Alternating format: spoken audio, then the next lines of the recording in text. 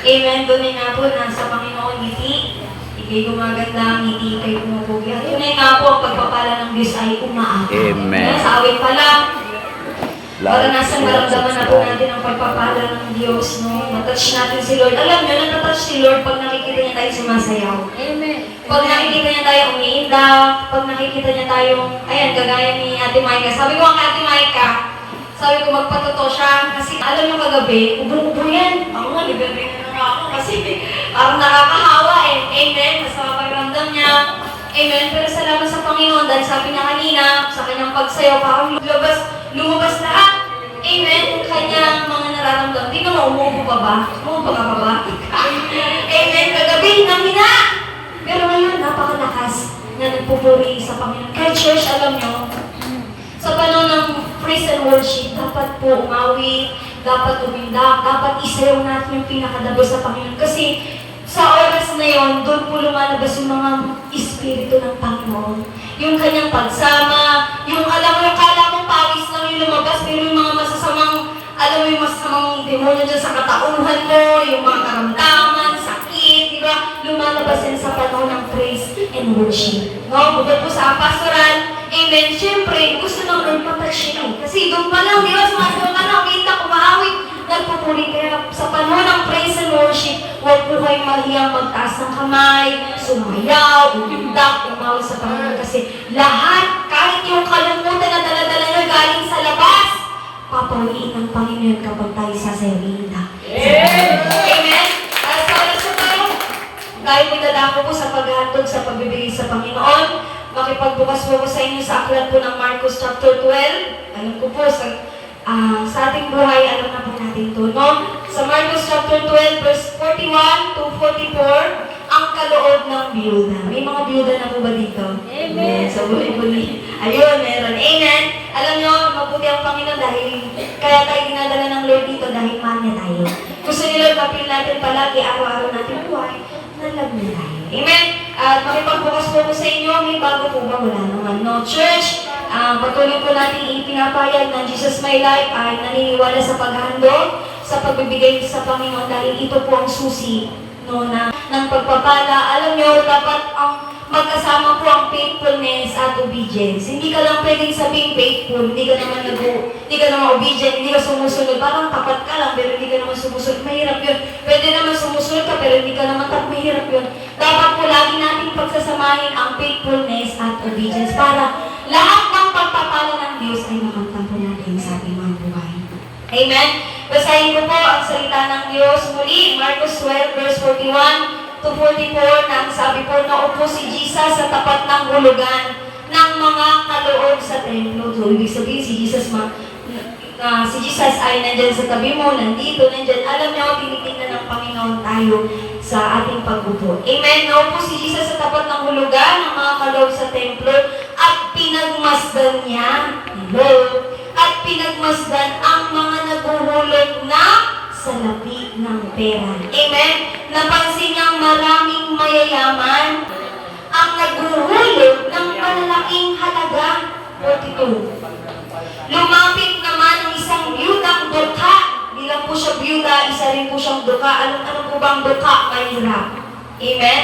Na ang sabi doon, lumapit naman ang isang biyudang dukha at naghulog ng 2 salaping tanso. 2 lang, no? 43. Tinawag ni Jesus ang kanyang mga alagad at sinabi sa kanila, sinasabi ko sa inyo, ang inihandog ng biyudang iyon, ng dukhang iyon, ng mahirap na iyon, ay higit na marami kaysa sa inihulog nilang lahat. 44. Sapagkat, ito po ang paliwanag ni Jesus Christ na, siyempre magtataka, bakit natouch ko sila dun sa mahirap, sa 2 tanso lang, even ang ibinigay yung konti lang, kaysa dun sa mayamang, alam mo, mayaman, malalaki yun, diba? Kung hindi nga ang mayaman, malaki binigay, parang nakakatouch naman, ang bait, diba? Mapapayag, church, hindi daw po yung tinitingnan ng Panginoon. Hindi tinitingnan ng Panginoon yung kayamanan mo, yung ibinigay, yung halaga. Ang tinitingnan ng Panginoon, ito po, sapagkat ang lahat ay nagkaloob ng bahagi lamang, kapiraso lamang, tapyas lamang, ng kanilang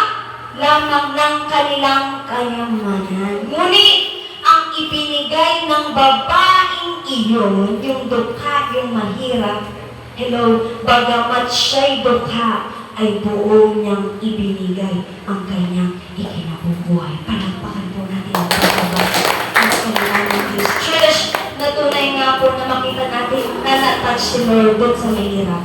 Natouch si Lord sa dukha.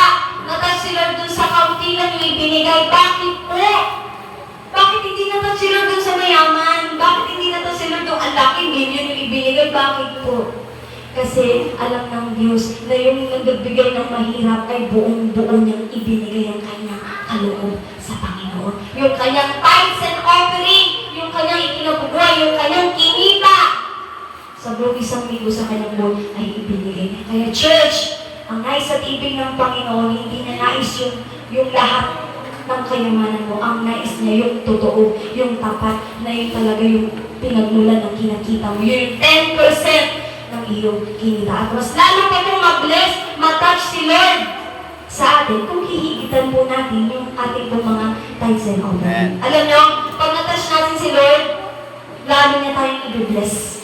Lalo niya po tayong pagpapalain, lalo niya tayong papayapain, lalo niya tayong papasahin, pagagaling, hindi niya tayo hahayaang magkasakit, hindi niya tayo hahayaan. Alam nyo, ganun po ang Panginoon pag natatouch siya. Basta buo sa iyong puso yung paghahandog, pagtatapat at pagsunod sa Panginoon. Amen? So, nandyan po ang tithes and offering at alam naman po natin na meron pa pong mission, merong love gift, merong salo-salo at syempre, no, ang love gift po, alam naman po natin sa buhay po ni Mami. Alam nyo, si Abraham ay, sa buhay po ni Abraham sa Genesis ay, sabi ni Lord, pagpapalain daw po ng Lord ang magpapala sa kanya. Ganun din po sa ating mahal na pastor. Lagi po natin siya lalagyan din ng puwang sa ating mga kayamanan kasi the more na nagbibigay ka sa lahat, the more na pagpapalain ka ng Diyos, the more na magbubukas ang durungawan ng langit sa iyo, araw-araw ng iyong buhay. Kasi di ba, lagi mo naiisip po sa realidad ng buhay, mas pinagpapalay mapagbigay sa labas. Paano po mas mapagbigay ka sa loob ng church? Di ba saan mo ma-bless mo? Amen. Sige, tayo na po ay tumayo sa Panginoon at ibigay yung buo ha, yung tapat, kahit po yan kaunti, basta totoo yan galing po sa tithes and offering po natin.